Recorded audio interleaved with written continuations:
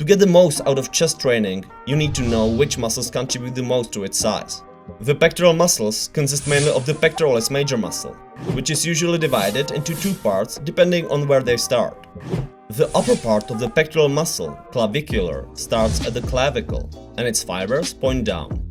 The rest, formed by the middle and lower parts, which begin at the sternum and the adjacent part of the first 6 ribs, occupies up to 81% of the pectoralis major muscle. Their fibers are directed horizontally and upwards. All its parts attach to the humerus. You engage the entire pectoralis major muscle in all chest exercises. Thanks to understanding the functions of its individual parts, you can determine how to effectively combine individual exercises with other body parts without performance loss. In addition, you will know how more or less target its individual parts. The entire pectoralis major muscle performs horizontal adduction and internal shoulder rotation. Its upper and middle part also flexes the shoulder. In contrast, the lower part extends the shoulder, which is a movement you perform, for example, in pullover training. Due to the mentioned functions, it's clear that not the entire pectoral muscle, but only some of its parts in specific functions are antagonists of the latissimus dorsi. In some functions, they even work as a synergists, which must be considered in training. Subscribe and turn on notifications to not miss a single video. The chest exercises are divided into pushes, presses, flies, and pullovers, targeting individual parts of the chest. Upper chest. The upper chest is the weakest part for many lifters. For its maximum growth, choose a setting where you push the load in front of you and up. Some studies show that you can maximally engage the upper chest with bench angles from 30 to 45 degrees depending on your anatomy. The bigger the angle, the higher activation of the front muscles of the shoulders. On the other hand, the activity of the lower part of the pectoral muscles decreases significantly. In addition to adjusting the angle of the bench, you can increase the activation of the upper chest by using a narrower grip. The narrower grip also increases the activation of the triceps. Lower chest. For the maximum growth of the lower chest, use exercises when you press the weight in front of you and down. On the contrary, a decline bench angle significantly decreases upper chest activation. Overall chest development.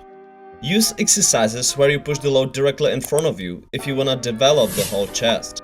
The same facts also apply to other exercises, such as flies, whether you use cable or dumbbells.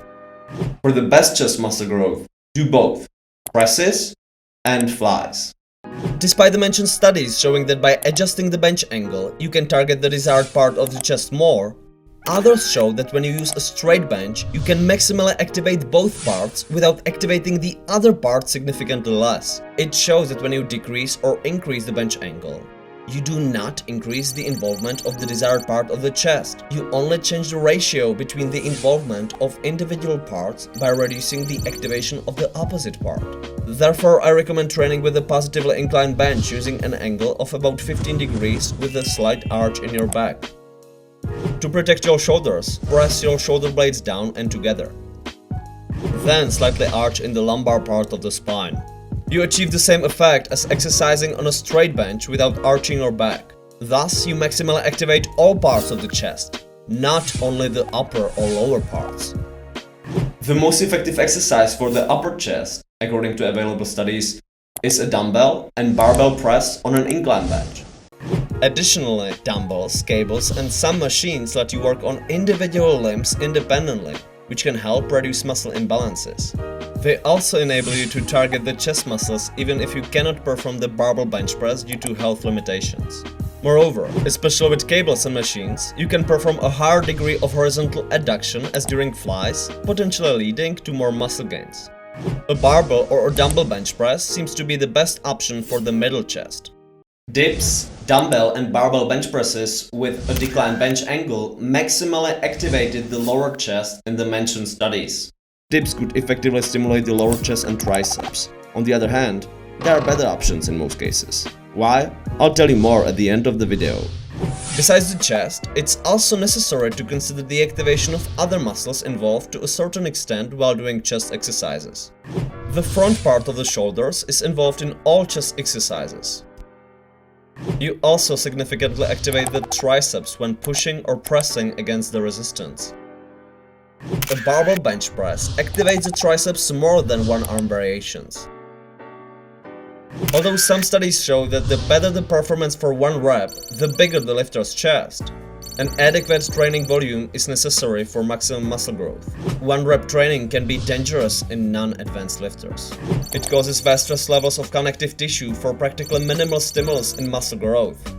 It could be a viable option for more advanced lifters. Multiple studies show that the barbell bench press is an effective exercise that can stimulate the chest and triceps significantly without using any other activity. The upper part of the pectoral muscle is involved in vast variations of overhead presses and exercises where the shoulders are engaged. Middle and lower parts, on the other hand, are involved in pull exercises, as in the case of pull-ups, though the chest activation in these cases is not so significant, thus you don't have to consider it. On the other hand, significantly tired shoulders or triceps can reduce performance in chest training. Depending on the intensity, there is usually a different level of muscle activation in multi-joint exercises. For that reason, alternate intensity periodically to avoid boredom and physiological overuse in response to the same training stress. In most cases, a full range of motion leads to faster muscle gains, better mobility, and a different type of muscle growth than a reduced range of motion. Thus, for maximum results, you should train with a full range of motion in most cases. If you have health limitations that prevent you from the full range of motion, use different exercises or other options. On the other hand, it doesn't apply to pullover variants, excellent exercises for isolated work of the back muscles. During pullovers, the chest is mainly activated close to the stretch position. Thus, it's worth performing a shorter range of motion with a wider grip, such as with a barbell if you want to focus on the chest. You can make the chest and back muscles bigger. The statement that pullovers expand the ribcage is a myth. Although pullovers are excellent for the latissimus dorsi, they don't activate the pectoral muscles much. All muscles have their resting length where they are the strongest. They cannot produce as much force as possible if they are in a position that is too flexed or stretched, like in external rotation. Thus, train the pectoral muscles in internal rotation. Chest activation can also be increased by the maximum concentration on its muscles. Verbal instructions encouraging concentration on the working muscles increase their activation in trained lifters by up to 22% compared to activation without verbal instructions. Although I've been lifting in the homemade gym with almost no equipment and successfully improved, various gym equipment provides better options. For example, cable chest flies activate targeted muscles throughout the entire movement, compared to dumbbell chest flies since there is practically no tension from a certain point with dumbbells. Additionally, cables and some machines provide a higher degree of horizontal adduction, even during pushes and presses, potentially leading to more muscle gains. Thus, using them, barbells and dumbbells is a viable option. Unlike the bench press, which is an open chain exercise, push-ups are a closed chain exercise, during which you lift your body weight. If you move, the exercise kinetic chain is closed. If the object moves, the exercise kinetic chain is open. Closed chain exercises allow your body to determine which joints to move and how much. They allow you to spread the lifted load freely across individual muscles, thus putting less strain on your joints and connective tissues. On this scale, closed chain exercises are preferable to open chain, such as one-arm exercises are preferable to two-arm exercises from this point of view. It's an exercise that may be as effective as a bench press to make you bigger and stronger if you know how to make it challenging enough, confirmed by 5 and 8-week studies. Push-ups can provide limitless progressive overload through advanced variants with added weight. You may ask, what is progressive overload? Progressive overload is gradual increase of training stress. You can apply progressive overload through adding weights, adding repetitions in one set, or adding set, or time under tension. The most practical way how to apply progressive overload is through adding weights. Why? You get muscular, you get stronger, and at the same time it's the most time efficient variant. Moreover, your joints can grow as well if you train with intensity equal or higher than 70% of your 1 rep max. 1 rep max is a weight which you can lift only once with maximal effort. So it's an excellent option to train with sufficient intensity to prevent injuries. Subscribe and turn on notifications to not miss a single video.